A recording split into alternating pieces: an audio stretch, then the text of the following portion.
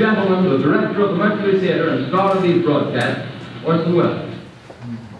We know now that in the early years of the 20th century, this world was being watched closely by intelligences greater than man's, and yet as mortal as his own. We know now that as human beings busied themselves about their various concerns, they were scrutinized, studied, perhaps almost as narrowly as a man with a microscope might scrutinize the transient creatures that swarm and multiply in a drop of water. With infinite complacence, people went to and fro over the earth about their little affairs, serene in the assurance of their dominion over this small spinning fragment of solar driftwood which by chance or design man has inherited out of the dark mystery of time and space. Yet across an immense ethereal gulf, minds that to our minds, as ours are to the beasts in the jungle, intellects vast, cool, and unsympathetic, regarded this earth with envious eyes, and slowly and surely drew their plans against us. In the 39th year of the 20th century came the great disillusionment. It was near the end of October. Business was better. The war scare was over. More men were back at work. Sales were picking up. On this particular evening, October 30th, the Crosley service estimated that 32 million people were listening in on radios. For the next 24 hours, not much change in temperature.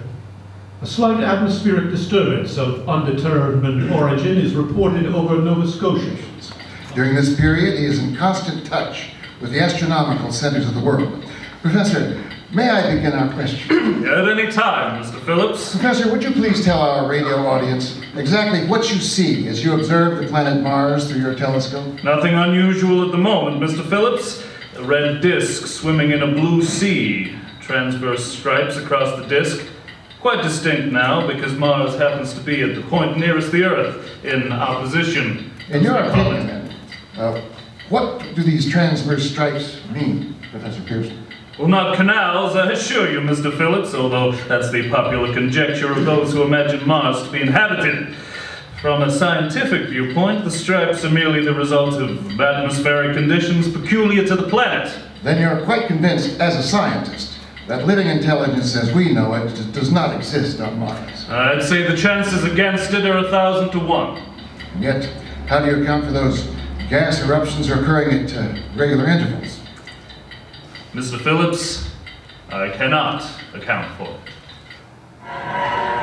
Ladies and gentlemen, this is Carl Phillips again at the Wilmouth Park, Grover's Mill, New Jersey.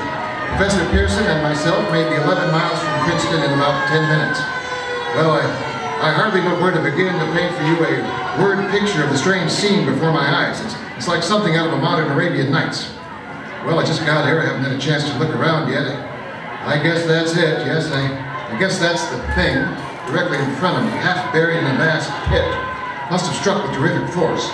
The ground is covered with splinters of a tree it must have struck on its way down. What I can see of the object itself doesn't look very much like a meteor, at least not the meteors I've seen. It looks more like a huge cylinder. It has a diameter of, what would you say, Professor Pearson? What's that? The diameter, what's the diameter? About 30 yards. About 30 yards. The metal on the sheath is, well, I've never seen anything like it. The colors are sort of yellowish white. Curious spectators now are pressing close to the object in spite of the efforts of the police to keep them back. They're getting in front of my line of vision. Would you stand to one side, please? One side there, one side! While the policemen are pushing the crowd back, here's Mr. Wilmouth, owner of the farm here. He may have some interesting facts to add. Mr. Wilmouth, would you please tell the radio audience about the, as much as you remember, of this rather unusual visitor that dropped in your backyard? Yes, sir. Step closer, please. Ladies and gentlemen, this is Mr. Wilmouth. Well, I was listening to the radio.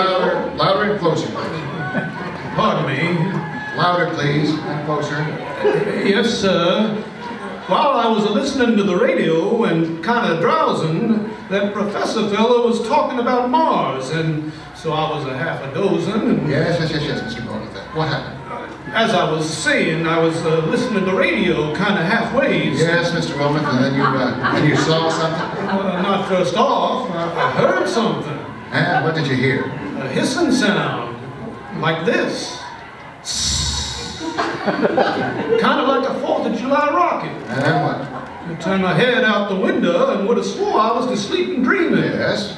I seen a kind of greenish streak, and then zingo! Something smacked the ground, knocked me clear out of my chair. Well, were you frightened, Mr. Wilmoth? Well, I ain't quite sure. I reckon I was kind of riled. Thank you, Mr. Wilmoth. Thank you very much. Want me to tell you some more? No, that's plenty. Thank you.